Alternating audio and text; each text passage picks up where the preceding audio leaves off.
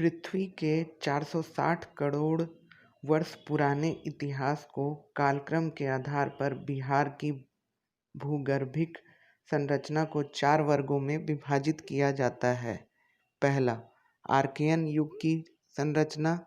दूसरा, विंध्यन समूह की संरचना। तीसरा, टर्शियरी संरचना। चौथा, क्वाटरनरी संरचना। पहला, आर्कियन युग की संरचना। भूवैज्ञानिकों के अनुसार आरंभिक काल से लेकर बाद के क्रम तक अनेक भौगोलिक हलचलें इस धरातल पर होती रही थी।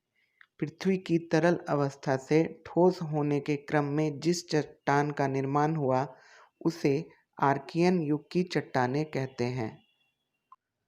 आर्कियन युग की चट्टानों को 2 भागों में बांटा जाता है: आर्कियन क्रम, धारवाड़ क्रम।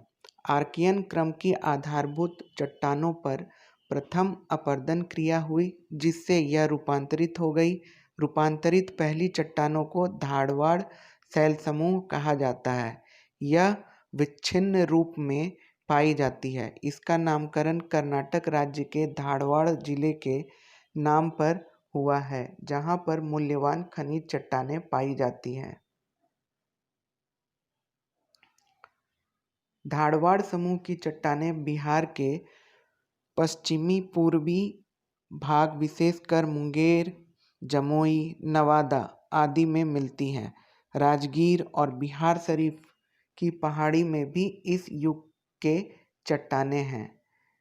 यह चट्टानी समूह 450 से 60 करोड़ वर्ष तक की आयु वाले होते हैं। उस समय जीवों की उत्पत्ति नहीं हुई थी, इसलिए आर्कियन क्रम की चट्टानों में जीवाश्म नहीं पाए जाते हैं। बिहार के गया, मुंगेर, शेखपुरा जिलों में भी आर्कियन क्रम की चट्टानें पाए जाते हैं।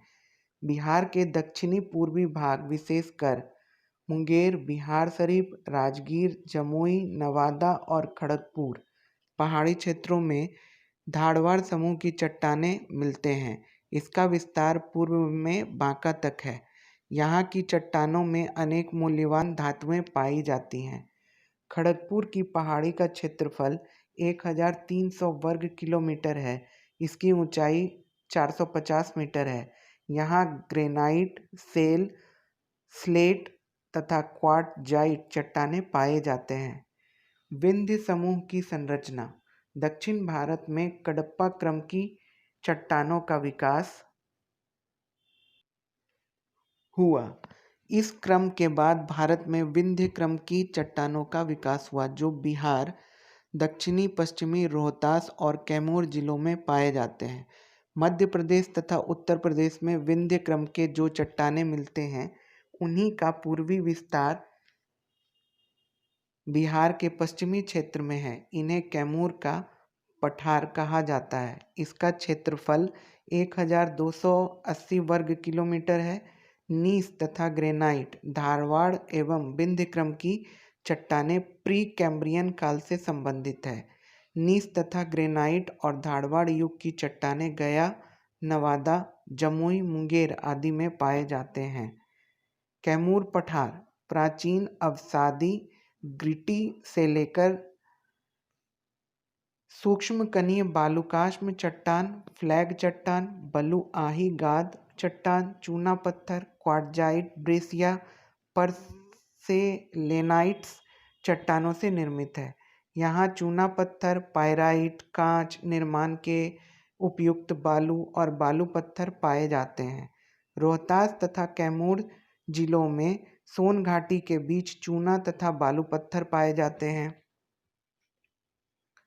बिहार में चूना पत्थर का यह एकमात्र स्रोत है। विंध्य चट्टानों से प्राप्त होने वाला बलुआ पत्थर इस तथ्य का द्योतक है कि जिन निक्षेपों से इसकी रचना हुई है वे छिछले सागर में जमा हुए थे।